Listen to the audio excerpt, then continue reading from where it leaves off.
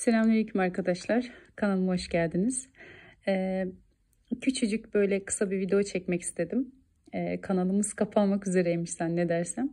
En azından faydalı olması açısından, birilerine faydası olsun açısından. Benim de son bir yıldır öğrendiğim bir bilgi. Özellikle kışın soğuk algınlığı çeken, sürekli balgam, işte bronşit olan çocuklar, öksürüğü devam eden, uzun süreli devam eden çocuklar. Şimdi artık doktorlar şunu söylüyor. Tabii bizler de bilmiyorduk ama biz eskiden aslında çok sağlıklı yaşamışız. Hani böyle soğuk odalarda, sobaların artık işte gece yanmadığı ve kalın kalın yorganlarda uyuyarak geçirmişiz ya. Aslında o çok sağlıklıymış. Çünkü artık doktorlar diyor ki çocukların uyuduğu çocukların uyuduğu odaların peteklerini kapatın. Çocuklarınızı kalın giydirin ve çocuklar serin bir odada fakat üzeri kalın olarak uyusunlar.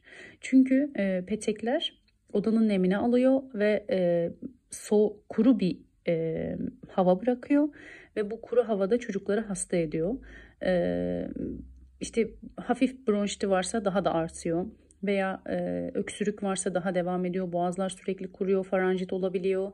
Bademcik iltihabı hafifse o daha fazla ilerliyor vesaire vesaire. Bir de ben daha önceki videolarımda da hep söylüyorum.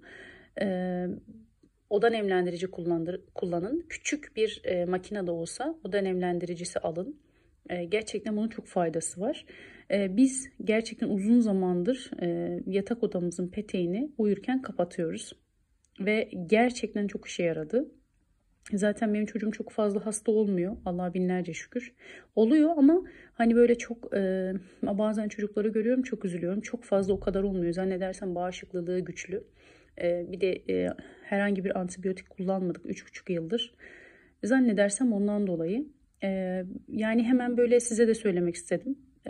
Lütfen bu odalardaki peteklerin ısısını çok düşürün ya da işte yakmayın. Çocukları kalın giydirin. Üzerlerini açmalarından korkuyorsanız mesela birkaç gün yanınıza alın. Lütfen soğan başuçlarına koyun, burunlarını açar diye kısacık bir video çekmek istedim. Dediğim gibi kanalımız kapanmak üzereymiş. Onu engellemek adına inşallah daha sonrasında daha ayrıntılı bu konuları konuşabiliriz. Lütfen odaların peteğini kapatın ve çocuğun başucuna soğan kesip koyun. Böyle ortasından, uzunlamasına değil, oval bir şekilde.